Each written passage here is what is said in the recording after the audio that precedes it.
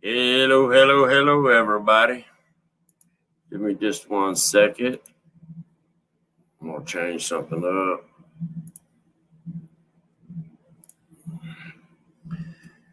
Hope everybody's doing good tonight. I want to apologize before we even get started. I'm probably going to seem a little distracted. I'm waiting on a phone call right now. My grandson was in a pretty serious car wreck about an hour ago. They're at the hospital right now with him. Pretty sure he's got a broke arm, probably a broke leg, ankle, and was not wearing a seatbelt and head-butted the steering wheel pretty bad. So I'm waiting on a phone call at any time. So if I have to jump on here, off of here, please forgive me. We'll make it up the next week.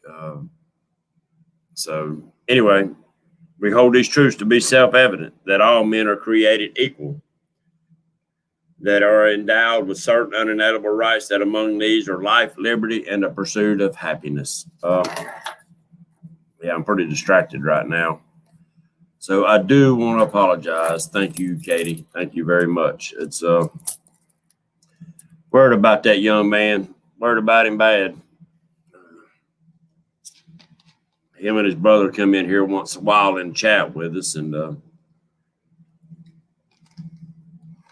so if I'm distracted a little bit, I had a lot of stuff I was wanting to talk about tonight, but right now my brain is just scattered.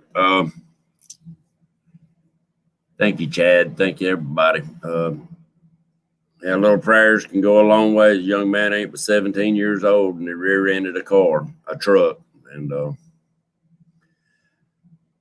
didn't have his seatbelt on. So I'm just glad he lived through it, and it's gonna carry some scars from this one.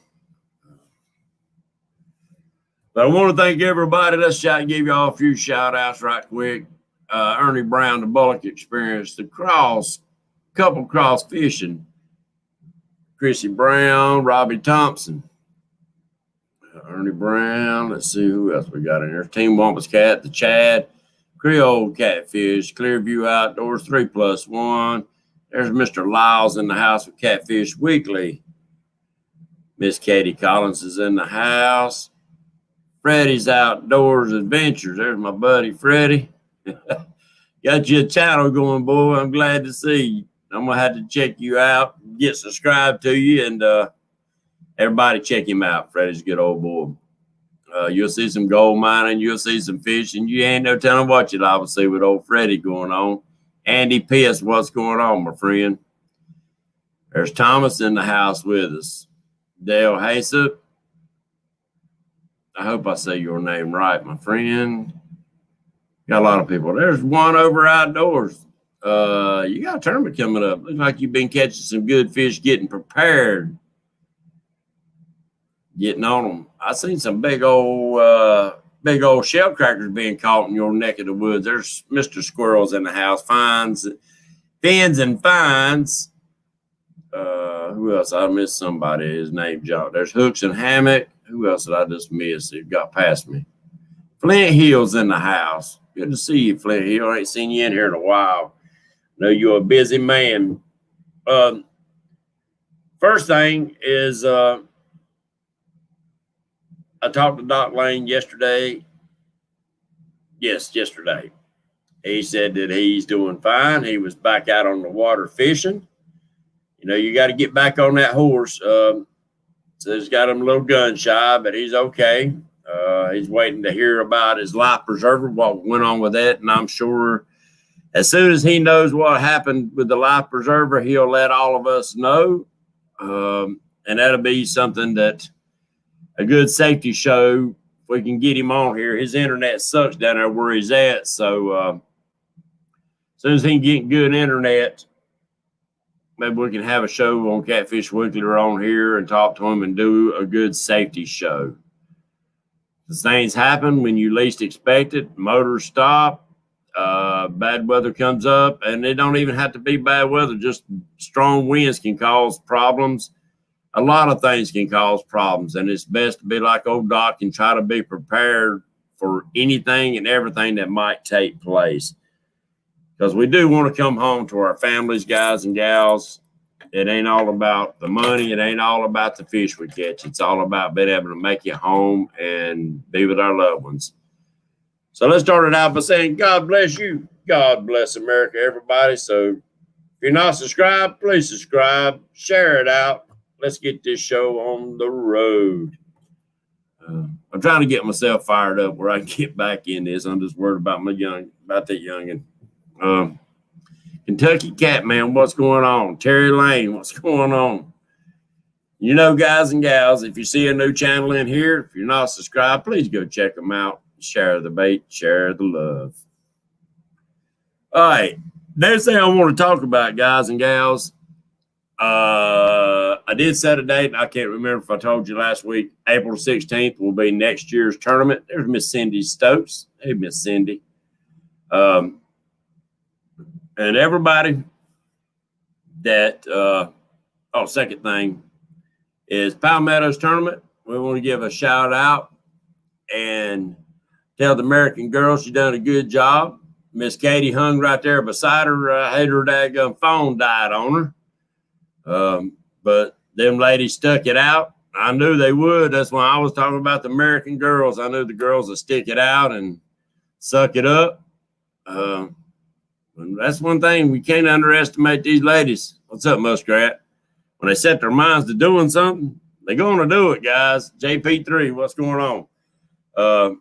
But congratulations to everybody that was in there. I'm sure a lot of you would have held out a lot longer if it wasn't for technology. Y'all know this piece of junk, I still ain't got my other phone in yet. That piece of junk is still getting crazier and crazier. So I wouldn't have lasted probably an hour before this crazy thing would have died on me. But every one of you, some of them boys caught some good freaking fish. I'll give them that. They caught a lot of fish, a lot of good fish, but it was about sticking it out. Yeah, technology stinks, Miss Katie. Yep, it sure does stink. And I've had my share of episodes with technology trying to go live and not go live and doing shows. Me and cell phones just don't get along. I ground one up with a daggum bush hog, and this is the replacement. Of course, they don't send you a new one. They send you a refurb, and it's been a piece of junk. Yeah, and I mean, that's a lot of stuff comes in, different factors. The stands, they was competing against people, giving them a hard time on the bank, wanting to fish there where they was at. There's a lot of different factors comes into play. You out on the water, I couldn't imagine even sitting in a kayak for that long. It would have been tough staying on a pontoon for that length of time, not less sitting in a kayak, sitting in one position. Just go ahead and shoot me and throw me out for catfish bait. But y'all done good. You sucked it up. You done good. That was a great tournament. I don't know if he'll do another one or not. He might not. I don't know. I think it was different. It was fun. It was long. There's 2 stands in there. Y'all guys, y'all sucked it up for a long time. I couldn't have done it. I done said, peace out. I'm going to the house and climb in my own bed. Yeah, in my own sleep number bed with my daggum pillow. I'm too old for that junk. Now, if I'd been out on the pontoon, I still don't know if I could stay that long. Depends on how the fish are biting too. But y'all sucked it up and you done good. And the main thing is that you all made it home safe. That, to me, that's the main thing. There's 812. What's going on, my friend? Yeah, congratulations to everybody. Win, lose, or draw, it was all great. It was all great fun. And I got a feeling there's going to be more tournaments, different kind of tournaments for people to jump in. Oh, excuse me.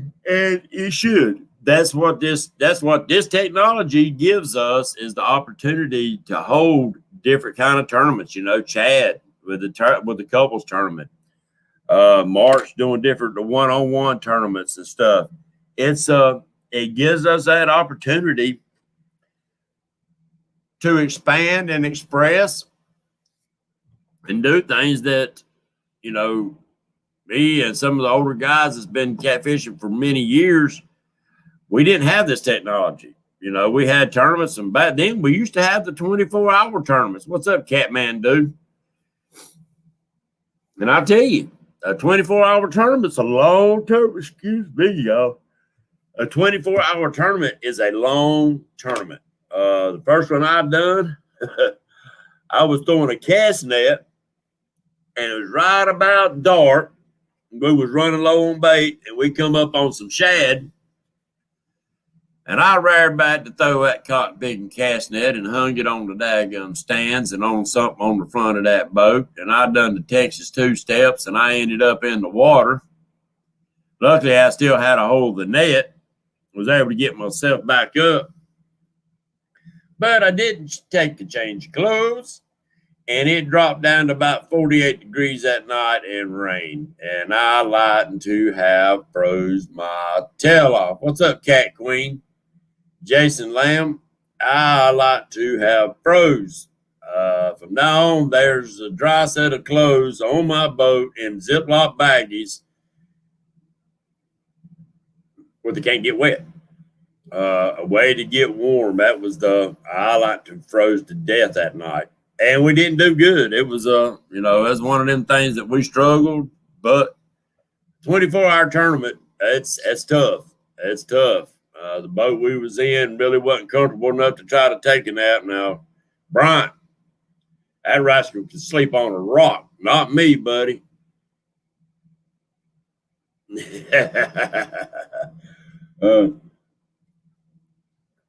But 24-hour tournaments is fun. But it's long. I don't see many of them anymore. You might start seeing more of them, especially now that we can do these tournaments online and stuff like that. I got a feeling there'll be more of them. I wish somebody, thank you, Dale. Thank you so much, guys and gals. You know where this money goes. It goes to Camp Centurion. Any money's donated on here goes straight to Camp Centurion, and I want to thank you. And they thank you.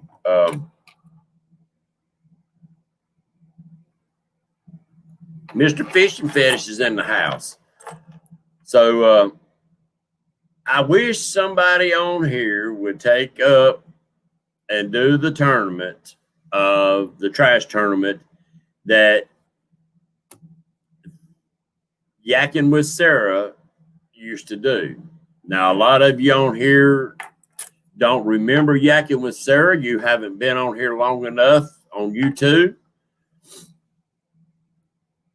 This lady had a great show. And that's the only reason my show actually started up was when she quit having her show and stayed off for a while. I was expecting Dieter or somebody else to pick up and run with it, and they didn't. So I seen fit that we needed another show. Catfish Weekly had Monday nights, so I took Wednesday nights. Sarah actually had Sunday nights, I think. What's up, PD? Thank you.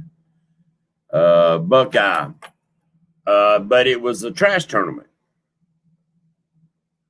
And it got tremendous amount of support from all across the country. And what it was on this tournament, and I'm trying to throw out hints, guys and gals, somebody please take this tournament up. I'm too busy to take this one up. But it run over a couple months, and, well, it might have been a month. I can't remember. But what you done, you went out and you went live, and you picked up trash at your local boat landings or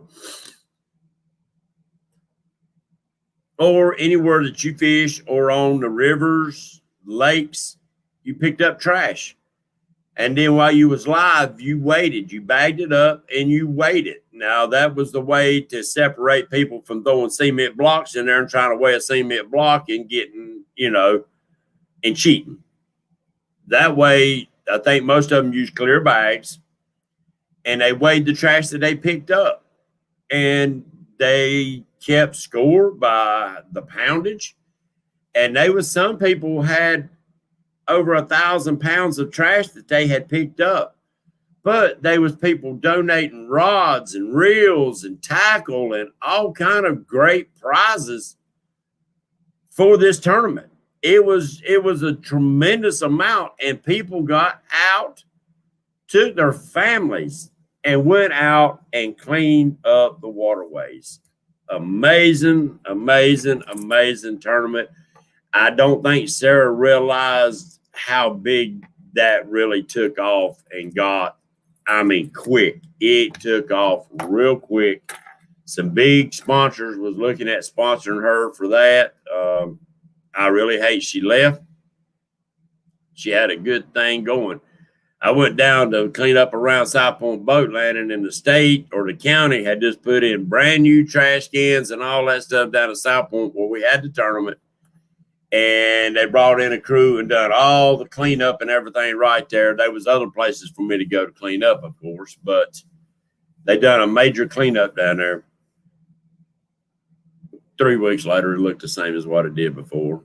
You got these people that just, they don't care. They just trash it up, trash it up, trash it up.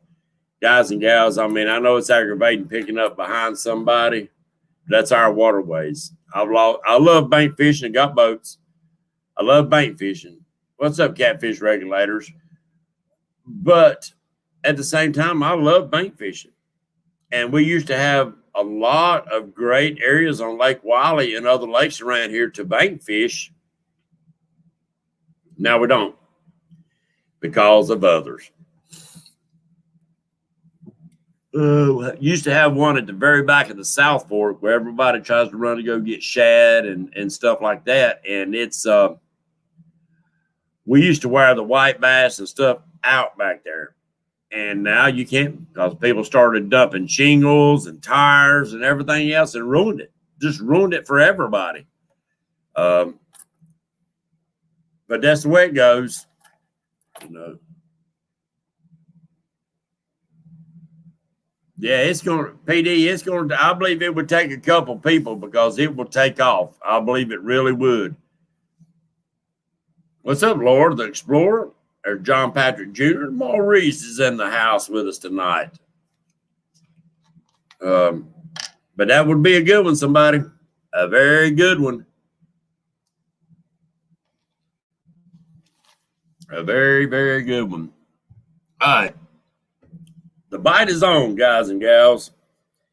Flathead bite's on. I don't know how much longer. Everybody's told me, because I don't know, and I've asked, which catfish spawns first? And from what I understand, it is the flathead. The flathead bite's been hot on Lake Wiley anyway. I don't know about your neck of the woods. I can only, the wandering fisherman, I can only give you, for instance, or the fishing report from my neck of the woods and the waters around here. Now, whether these fish are loading up, getting ready to spawn, I'm sure it's on their minds. But they're feeding. They're feeding up in shallow waters. Now's the perfect time to throw some kind of float system. Now's the perfect time to free line. Usually or a couple days before the blues. So get out and try different techniques, guys and gals. Challenge yourself to learn something different. Challenge yourself to try free lining. You will really be surprised. Well, Wampus Cat, you get ready to get married, my friend, so we can expect you, plus your boat's tore down right now. If I can hurry up and get my homework done, we'll take you out. We'll at least go around and ride around and see if we can't find something. But challenge yourself, people. Challenge yourself to different techniques of catching the fish. Oh, I'm sorry. Oh, I apologize. God, what a bad host I am. Bad host, bad host. Challenge yourself. Free lining is a great way to catch fish. But you have to be a line watcher. I always like throwing big head size, hand size heads of brim of, well, we didn't have white perch then, back then in the Wiley and the waters I fish, but we had white bass and stuff like that. I love big chunks of bait. So freelining was a great one. Bobbers is another great one, whether it's my bobbers or whether it's a big red and white bobber or a piece of styrofoam or a Coke bottle you tie it on there. Floating bait this time of year is a great way to pull baits or float baits around structure, up against the banks, up against submerged trees off the banks. Free lining out on those flats. Get out there and fan cast baits with nothing but a swivel and a hook and a big chunk of bait, but you need to be a line watcher because those baits will take off and you never see it get pulled. If he swims back towards your boat, you got to be able to see that line. So good, bright yellow line or green line is almost a necessity. And you don't want them to swallow it. And that's one downside of free lining is that they got a chance, if you're not watching it, to swallow that bait. But free line, float fishing, any shallow water fishing right now, guys and gals, throw to the banks in our neck of the woods. And I'm sure in your neck of the woods, it's headed in that direction. Now I'm talking about lakes. Rivers might be a different story. They might be, I'm sure that they run up shallow though to spawn in rivers also. I might be wrong. If I'm wrong, Lyle will correct me. And anybody else in here that fishes river, Creole, if y'all know, maybe muskrat, if y'all know where they spawn in rivers, please post it up in here and let people know. I'm sure they go shallow like they do in lakes, but they probably have to find backwaters or creeks or fingers that come off the rivers or whatever to go up in there and spawn. Yes. My 48 last week come from 30 foot of water. Rest come from 5 to 6 foot of water. So that 48 might have been traveling headed towards shallower water, and you just picked him up. Tell inside be shallow water on the Saluda River. There you go. Good information. Good information. That's what I like is chat. I don't know it all. And I'll always tell you I never know it all. And if you think you know it all, it's time to find a new. Yeah, Freddie, you're exactly right. Just like gold mining. If you think you know it all, it's time to find a new hobby. It really is. So try those shallow points, rocks, wood, undercut banks, etc. Yeah, Lyle. And another thing, guys and gals, there's other videos out there on YouTube that is not necessarily catfishing like we do with rod and reels. These guys that go grab the catfish, noodlers, or whatever you want to call them, it might aggravate you seeing them drag those catfish out, but watch those videos as an educational part of it and find out where they're noodling. Watch what they do, where they do. Not necessarily getting aggravated. Now, there's some out there that do it and return the fish right back. But there's a lot of people do it and take the fish home to eat. Now, I don't like keeping anything over 20 pounds. I don't keep nothing over 7 pounds, 5 pounds, simply because I like, if I'm going to eat catfish, I want small ones. With that being said, these different type videos have a lot to teach you. Location, location, location. Shallow water, deep water, whatever, however they're grabbing those fish, where they grabbing those fish. Now, a lot of them, I believe, is they're taking them off the nest. I don't like that. Now, if they're taking them out of a hole that's not a nesting hole, then, which during the day, Them old big flatheads, they like getting up and hiding in holes. They're only coming out and feeding. Now, yeah, you can catch them during the day, of course. But I think some of the bigger ones is kind of, they'll hunker up in a hole under a log. And if that's the way they get them, then learn why they doing that. Figure out what time of the year. Look at the trees. Find out if the trees are green. If they in full leaf, then you figure that's already late spring, getting closer to spawn. They ain't no fish out of Wiley. Yeah. Well, I figure you eat them little bitty ones, you're probably gonna be okay because they ain't old and they ain't had time to suck up too much poisons out of that water. Because I like them about 6-8 inches long if I'm gonna cook and clean them. They're aggravating to clean because they say cotton picking little, but them things are good. They're good. They're good. They're good. Skins and scales. What's going on? And don't forget, catfish also makes a good catfish bait.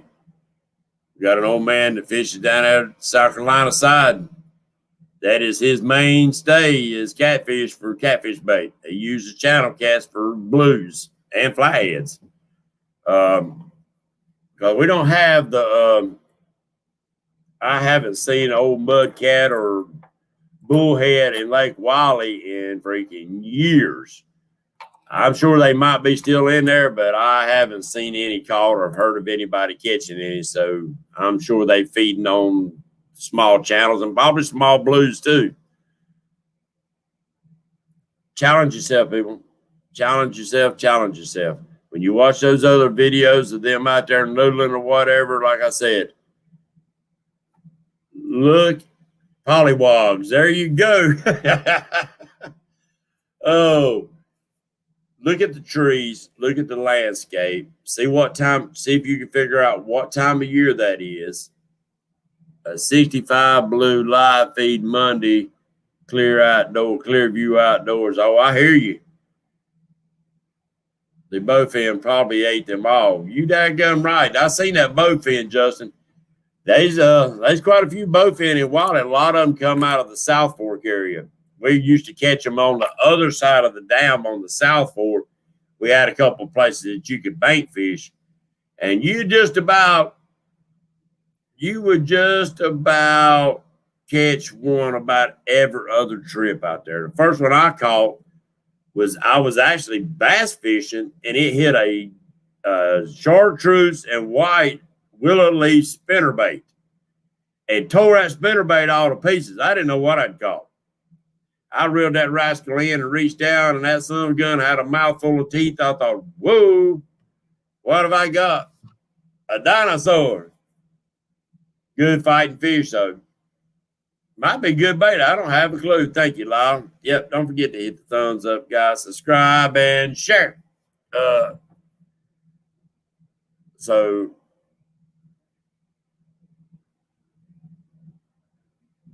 yeah, skins and scales. 47 people. I still ain't figured out why my numbers are in half from what they used to be. Target in the shallows during summer. Yep, you daggum right. Said it was a T-Rex. And some mean son of a guns. They fight good. They ain't nothing but a body and a tail. Like a lizard. You like the background? Oop, get out of the way. Yeah. I'll look for pictures like that to put up there. Thank you, Richard. But challenge yourself, guys. If I get just right, I'll just about disappear into it. I'm going to have to wear me a green shirt next time. I like white bass for bait. We used to have some big white bass clear view on Lake Wiley till the white perch got in and really got established. And I haven't seen a white bass. Yep, I haven't seen a white bass come out of that lake in many a year.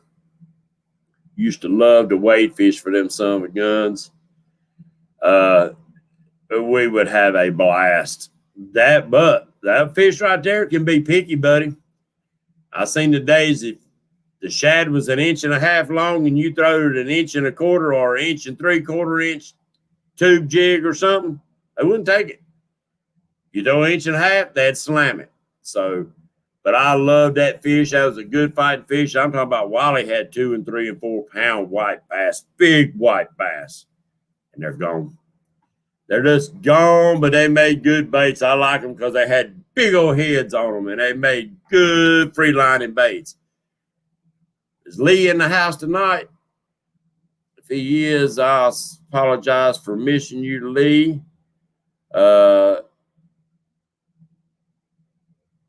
Talk with Lee. Gonna send him a set of bobbers. He's wanting a set of bobbers, so we're gonna get him a set of bobbers. So when he gets out of the hospital, Lee Evans, I'm thinking about that. I said Lee Reed, but Lee Evans, I talked with him. He's doing pretty good.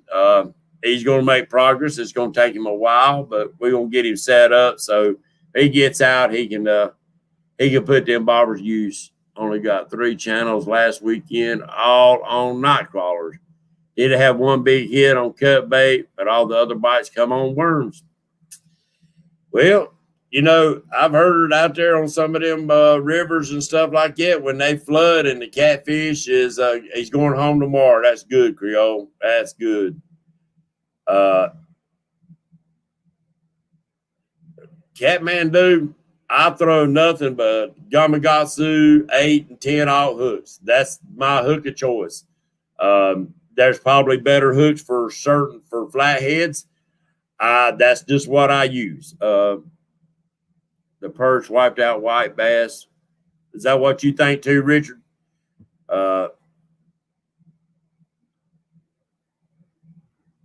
Around 10 a.m. That's pretty cool. Yeah, you don't have to use big. Let me, there's Hill Jack in the house. There's Georgia Fisherman, Uncle Lou. Let me clear up something, guys and gals. Big catfish don't eat just big baits. Big catfish will eat a little bitty piece of night crawler. They will eat a little bitty brimhead. If that's all you got and you put it on his nose and he's going to eat it. The name of the game is, does he get it before the little dinks get it? I call them peckerheads, but whatever. That is the name of the game. Little baits, you're more susceptible to catching small fish. That's not to say that the big fish won't eat it, because they will. It's just getting that bait to them before the dinks get a hold of it. I've had big baits out there and reel them big old heads back in, and wouldn't be hardly no meat left on it. Wouldn't be nothing but skull and shreds of bone, where they just like a bunch of little freaking piranhas down there sucking all the meat off the bones. Mr. Gadget's in the house. So it ain't to say that them big fish won't eat little baits, because they will. They'll fill up on mussels, little tiny mussels, and when the mussels are releasing and floating in the water, you know good and well they're sucking them down. But that's the main thing. That's why most heavy-duty catfishermen, we throw big baits. Called a 50-pound flathead on a 2-inch carp. A 2-inch carp, or a 2-inch chunk of carp. I figured you was talking about a 2-inch chunk of carp. Yes, that's the name of the game, putting it in on their nose, just like that 82-pounder that Jeff Manning caught out of Lake Wiley. He had just a little bitty piece of perch. His boat was running. He was getting ready to pull in and go home. He throwed it out, and next thing you know, before he turned around, that rod done buried over with an 82-pounder on there. Now, you can't tell me that catfish barely even tasted that little bitty piece of bait. You can still see the bait when he reeled it in, still on the hook. But he must have put that bait right on the tongue of that big old catfish. And that's right, Junior, is that we use those bigger baits mainly to keep the smaller fish off our hooks. That's it in a nutshell. It ain't It ain't that's all that the big cats are going to eat. It's not. I mean, I've caught good fish on little baits, and I've caught little fish on big baits, and baits that they can't get in their mouth, but they was bound and determined to get on that hook, and they did. I've heard goldfish is good baits. I've never found goldfish around here big enough to use, but who knows? And I've caught catfish on crappie minnows. I've caught catfish on crappie jigs. So, and good. I mean, my biggest channel cat, 16-pound, come on a little bitty black crappie jig at the boat landing we had the tournament at, right there off the docks. Now, they're brand new docks compared to what they were, but I think like the chicken thing, yeah, don't get me wrong, people catch catfish on chicken year round. But I think the hot time for chicken is going to be when you start seeing those mussels floating on the water. Or you coming down the daggum lake or the river and you see that whole bank loaded up with mussel shells that gets washed up on the banks. That's the place to pull those little pieces of chicken, because I've heard so many people talk about chicken that they do better with small pieces of chicken than big pieces. They've all said that they've tried big pieces of chicken, but the fish prefer the small ones. I'm like Dieter on that. I think that they might think that it's mussels. Maybe because of the sliminess of the chicken. Maybe when it gets in that water, they have a distinctive taste that's pretty close. I don't know. But I think there's something to that. And I think at that time, when you see the mussels floating, I don't believe I'd put strawberry on it. I believe I'd just go plain chicken. That's just me. I'd maybe throw some salt on it to make it, salt always makes it taste a little better. Yeah. Not me, Mr. Gadget. I'm a person that I overthink so much stuff that sometimes I can't sleep. I'll be laying in bed, just like watching everybody else's shows. I'll have my glasses off, brain running 100 miles an hour, thinking about things. Will this bait work better than the others? Who knows? At certain times of the year, it very well might. I'm stuck right now on if it's spawning, that's bait. If crappie's on the bank, that's bait. If in my neck of the woods in North Carolina, we're allowed to use game fish as bait as long as we catch it with hook and line and count it part of our creel. And it's got to be legal lengths. If it's on the bank spawning, it's bait for my catfishing. Yeah, that's it. My brain won't shut up. What's up, Junior? Give me a call tomorrow, buddy. I got something to talk to you about. Yeah, I'm like Lyle. I like my chicken deep fried. But I do have to say one thing, guys and gals. Me and bait don't get along, and sometimes I struggle to get freaking bait. But I hate to say it, I'll not leave home without chicken. I won't. I'll not leave home without chicken. I'll at least have me some kind of bait to put on the hook. Because I got down there, swore up and down. Everybody's told me the white perch are wearing it out. Get down there, don't take no bait, and can't find them. Can't find them, and end up catching me just a couple little old brim just to go, and those don't last too long.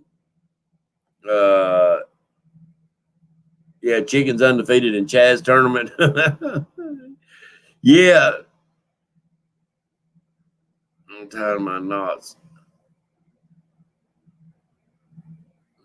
Laura, it's easy. Just look up the uni knot and keep practicing. What's up, fishing chick? The uni knot, the uni knot, the uni knot. It's a quick, easy. I showed you, Laura. It's quick and easy. It's one of the strongest knots out there. Least invasive knots.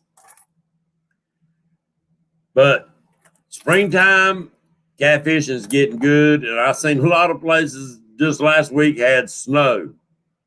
Uh, I don't know what that's going to do for y'all's fishing. And I'm sure it didn't last long. You know, I forget who I talked to said they woke up that morning. Oh, Justin Fishing Fetish. Woke up that morning, had 4 inches of snow, 8 hours later, come home from work, and it was gone. Maybe the runoff cooled the water down some. I don't know how long that lasted, if it affected the bite. But the water's up to almost 70 degrees. Actually, David Martin, what was the temperature on Lake Wally yesterday when you was out there? There's Irvin's in the house with us.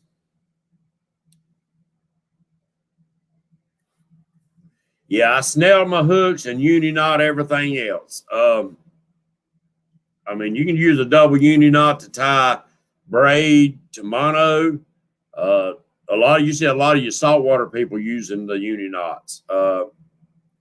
66 to 67, so it ain't far from 70.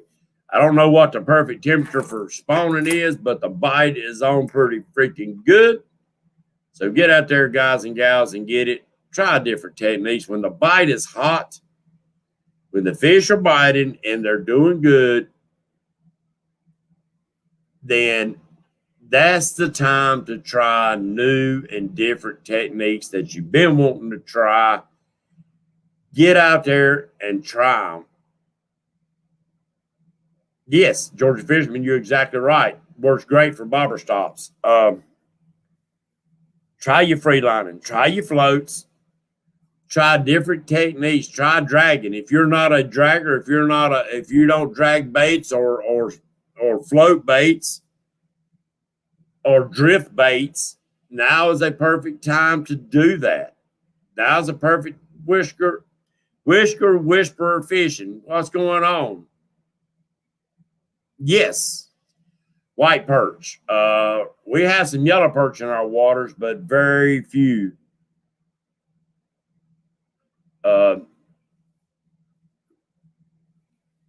White perch is a great bait, and because Lake Wally don't have striper, we have tons and tons and tons of freaking white perch. They're everywhere, and they make good freaking baits. A lot of people, that's their mainstay year round is the white perch.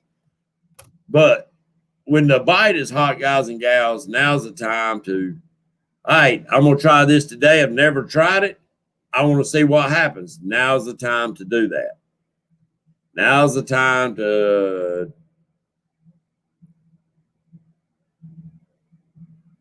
yeah, Michael, that you have to. That's the only way that catfishing is going to advance. Don't be scared to try. I caught a 40 today. Well, good gracious, congratulations, Junior.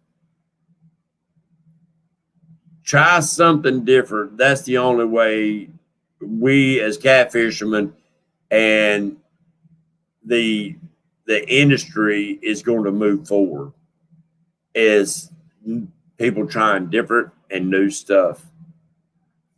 Who would ever thought if we stuck to what the old wise tales are about catfishing, they only in deep holes or there's Volkswagen size at the dams. And if we listen to all the old myths,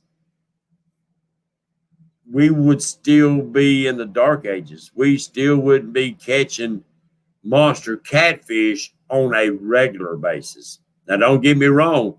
Back in the day, there was monster catfish being caught, but they were not caught and targeted on a regular basis. People went out and fished. You hoped you caught a big one, but not necessarily going out and specifically looking for that monster cat. But technology changed. We got our daggum depth finders. The first ones was the old flashers and stuff. Now you dang near can see the fish swimming with these new live scopes and stuff. It is amazing.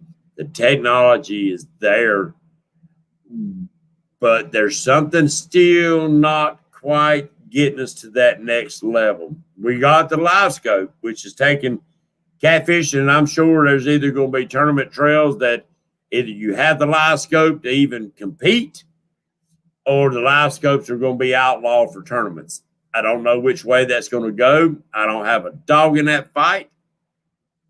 My favorite bait is bluegill and crappie. A lot of people don't like bluegill, but that's my favorite bait. Largemouth bass and bluegill and spotted bass are my favorite baits too, David. So try something different. I want to start pitching big jigs tipped with a bait for flatheads. I want to go back to my old days like I used to bass fish, pitching jigs, big jigs and stuff to catch flatheads. I'm not looking for largemouth no more. I've done caught my share of largemouth. I've got 2 over 10 and 1 over 11. I've been there, done that. I still like bass fishing, but just for fun. But I still want to get back and try that now that my home lake of Lake Wiley has good flatheads in that water. Back in my day, there were no flatheads in that water. We did catch big channel cats doing it. So, and I know if you can catch a channel cat pitching jigs, then you got to be able to catch them big flatheads. Got to. I mean, you just have to. I mean, it's in my mind, you have to. But those of you that's on Facebook, I'm going to change it up for a second. What's up, Finn Seeker? Change it up for a second. Hey, we still ain't hit 50. I want to give a shout out to Catawba Backwoods. They ain't in here tonight. Today on my Facebook, I happened to open up and it said 1 year memory.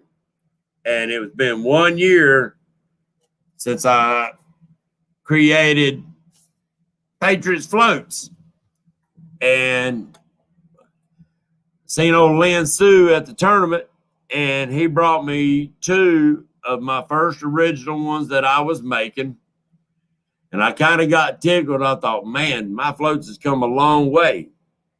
But that's what I'm going back to what I was talking about. Technology is changing. How things progress and get better with time if we just don't set back on our thumb, that we try to think of what's coming next. Because if you got a product out there, guys and gals, and a lot of you make your own drifting weights and other things.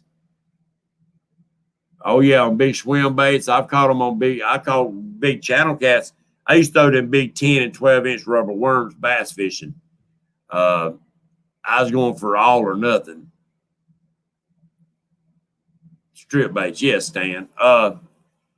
But I just lost my train of thought. Technology. Oh, 1 year thing. Catawba Backwoods contacted me. I had made a video and on how to make my first original floats, which didn't work out too good on the first ones. Jim Clark, Kathmandu, got some of them, and them son of a guns come apart on him.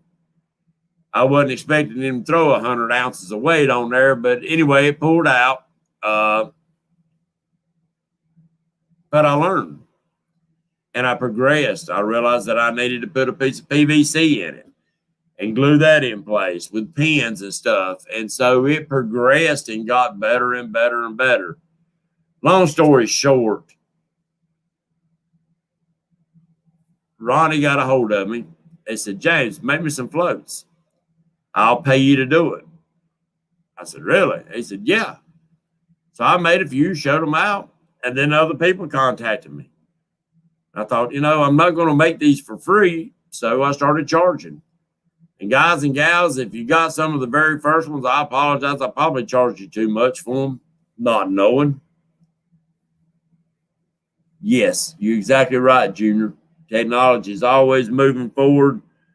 We're not. Don't move behind, guys and gals. Don't live in the past. The past will drag you down, and it'll drag you down real quick. But don't forget your past. Don't forget where you come from yesterday, just like me looking at the floats from yesterday or last year to where they're at today. By learning from our past, we're more apt to not repeat our past. That means our techniques will get better. A lot of things that we think about doing now, tomorrow, they become second nature. That's why I asked y'all about small, very particular details, because those little details are the things that we forget to tell other people about. Thank you, Junior. I love providing them for y'all, and I hope that y'all I hope you catch you a world record off of them. I really do. Not because it's something that I produce, but it's because it's something that I want to see a smiling face saying, James, look what I got. Look what I got. That's what I want to hear. That's what I want to see, especially if you got your kids doing it. But the small details that become second nature to us, a lot of times we forget to explain those things to other people to learn from. That's why I poke and prod you when I got you on this guest, and we're going to start bringing more people in starting next week, that I want to drag those out of you. That's what I'm reaching in there for, and asking you crazy questions and just get you to tell a story about something. And then right in the middle of that story, I'm going to ask you a question. And that's going to give me the truest of answers of how you do things, why you do things, and what caused you to choose that way of doing those things. Because if somebody tells you the catfish are biting up here around this corner, and you go catch them fish out of that hole, and you didn't think about why those fish was there, then you didn't learn anything. You just learned where somebody else's hole was. But there might be 10,000 more holes on that same lake, same body of water, that you didn't learn why they was there, why the fish was there, or when to go there. So it didn't help you one bit. It just helped you catch fish for one day, not a lifetime.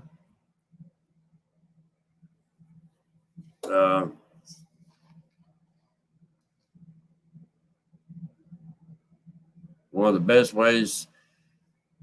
weapons for finding catfish is gar.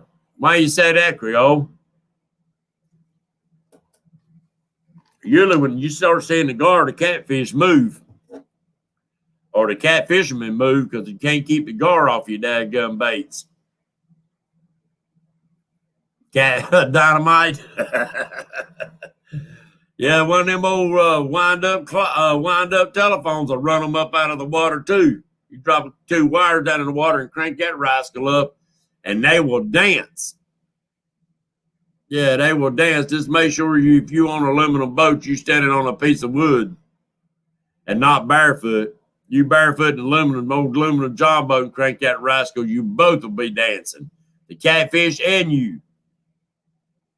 Yeah, I see gar, I leave. Exactly right. Unless you gar fishing. You know, Big Nasty loves catching gar. And don't get me wrong, guys and gals, that is a fighting fish. I know they can be aggravating. To me, that ain't nothing but a torpedo with teeth. Yeah, a torpedo with teeth. I love catching them. I love catching anything. Big gar feed on big baits. Catfish are just downstream eating the baits that the gar injured the fish. Hey, Creole, I didn't see. Boom. I just learned something. I didn't even think about that. And I'm sure that them old gar come in and feed on shad and other things, and they shredding them up, and the pieces are falling to the bottom. So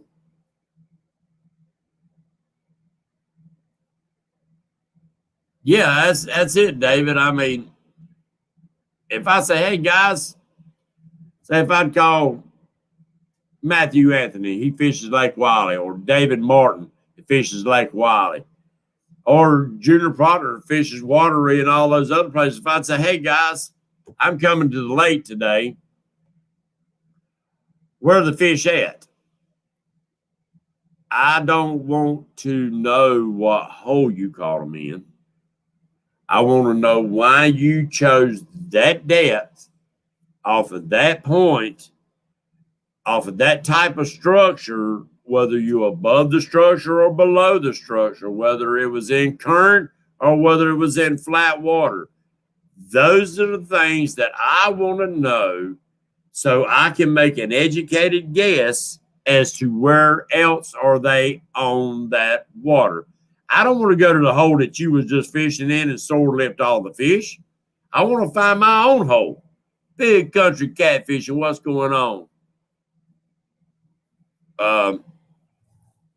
So when you ask people, guys, don't ask for the hole. Ask why they chose that hole.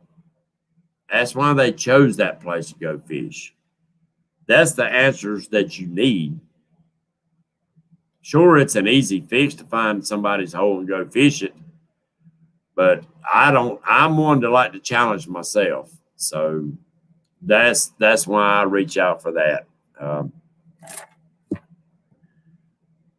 Guys and gals, I thank you for coming in here tonight and being patient with me, because I don't think I've covered anything that I had planned on for tonight.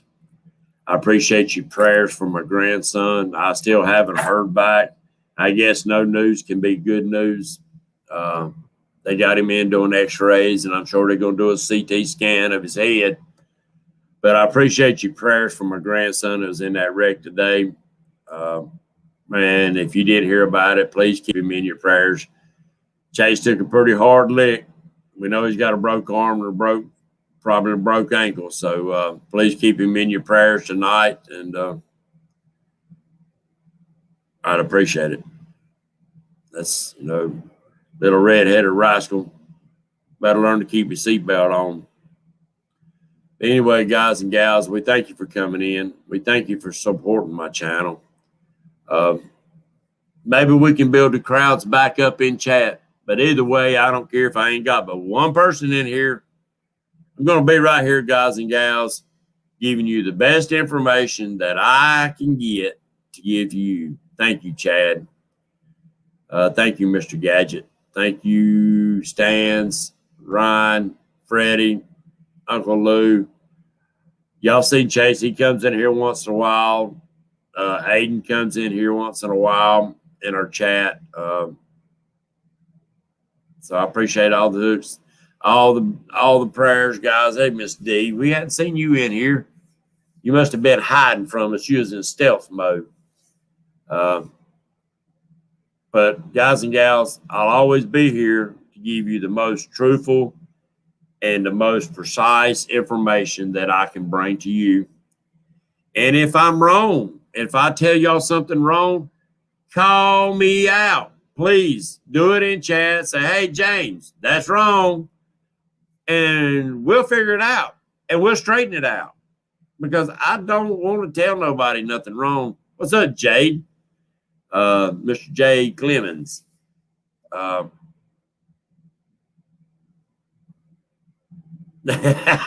seen her all the time. She sat next to you. Thank you, Stan. That's it. I just want to make you think, guys and gals. Not just about fishing, but let's think about each other. I hope a lot of you learned from my tournament that I had is that it's all about somebody else. You can never outgive the good Lord, guys and gals. So give to others, do for others, help others, and I promise you, the feeling you get from giving back will outweigh anything you've ever done in your life. The feeling that I've got the other day at the tournament from Kyle Carpenter when he come and hugged my neck. A true hero in my book come hug my neck and said, thank you. All the sleepless nights and days and the work of doing that tournament made it all worthwhile. There was a few other things that happened at the tournament that made it all worthwhile. Give back, give back, give back. There's so many people out there that are less fortunate than we are. And there might be a few people in chat that are struggling right now. And reach out, lend a helping hand. And I promise you, yes, it was very humbling, Freddie. I've done a lot of stuff in my life. I was born and raised as a volunteer firefighter. I pulled burnt bodies out of houses. I pulled dead bodies out of cars and wrecks. I've done things that will haunt your dreams, and seen things that you can't unsee. But Saturday was a very humbling experience for me when y'all showed up to the tournament and gave from your heart to these veterans. I can't thank y'all enough. I really can't. It really humbled me and made me think, yep, America ain't going nowhere. We might be struggling a little bit right now, but we ain't going nowhere. We're standing strong and we stand by each other. That being said, guys and gals, we thank you for coming in. Thank you for your support. God bless you and God bless your families. And if you don't mind, keep little chasing. Well, he ain't little chasing, he's a big old youngin'. Keep my grandson chasing your prayers tonight. God bless. We'll see y'all next Monday night.